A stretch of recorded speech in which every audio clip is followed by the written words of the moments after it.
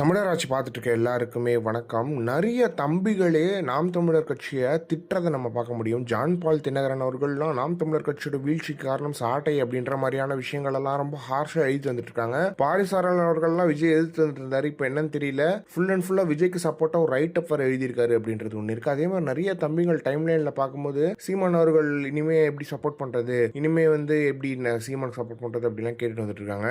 ஆனா அவங்களுக்குலாம் ஒரே ஒரு பதில் தான், கொள்கை ரீதியான கூட்டம் இது. சீமான் அவர்கள் 1% இல்ல அதுக்கும் கீழே வாங்கினா கூட நாம் தமிழர் கட்சிக்கு எப்பயுமே எங்க ஆதரவு இருக்கும் அப்படின்றதுல எந்த ஒரு மாற்றமே கிடையாது. 1% இல்ல, அது 8% இல்ல, அது முதலமைச்சர் ஆனாலுமே சரி, சீமான் அவர்களுக்கு மட்டும்தான் எங்க ஆதரவு அப்படின்றது ரொம்ப கிளியரா சொல்லிக்கணும். அது மட்டும் இல்லாம நிறைய தம்பிகள் சீமான் அவர்களுக்கு தான் எங்க ஆதரவு அப்படின்னு சொல்லிட்டு சீமான் அவர்களுக்கு ஆதரவா பேசிட்டு வர விஷயங்களும் ரொம்ப மகிழ்ச்சியை தருது அப்படின்னு நம்ம சொல்லலாம். யாரு வேணா என்ன வேணா சொல்லட்டும், என்னதான் சீமான் அவர்கள் ஒரு இடத்துல ஜெயிக்கல அப்படின்லாம் இவங்க என்ன பேசினாலும் கூட நாம் தமிழர் கட்சிக்கு தான் எங்க ஆதரவு எப்பயுமே இருக்கும் அப்படின்றதுல எந்த ஒரு மாற்றமே கிடையாது. தனித்து விடப்பட்டவர் தாவேக்கு, ஆனா தனித்து நின்றவர் நாம் தமிழர். கொள்கை ரீதியான கூட்டம், தமிழ் தேசிய கூட்டம், தமிழ் மக்களுக்காக 234 தொகுதியிலும் கத்தி சீமானவர்கள் அவர் தொண்டை தண்ணி வத்த பேசியிருக்காரு. அப்படி அந்த வெயில்ல பேசின நாம் தமிழர் கட்சிக்கு தான் எங்க ஆதரவு. என்னைக்குமே உழைக்கும் கட்சிக்கு தான் எங்களுக்கு எப்பயுமே ஆதரவு. இந்த சின்ன பசங்களுக்கு மக்கள் ஏன் ஓட்டு போட்டாங்கன்றது தெரியல. முன்னாடியெல்லாம் நம்ம என்ன பேசுவோம், இந்திக்காரர்கள் எல்லாம் இவங்களுக்குலாம் அறிவே கிடையாது, இவங்க அதனாலதான் இங்க பிழைக்கிறாங்க அப்படின்லாம் நம்ம சொல்லிட்டு இருப்போம். ஆனா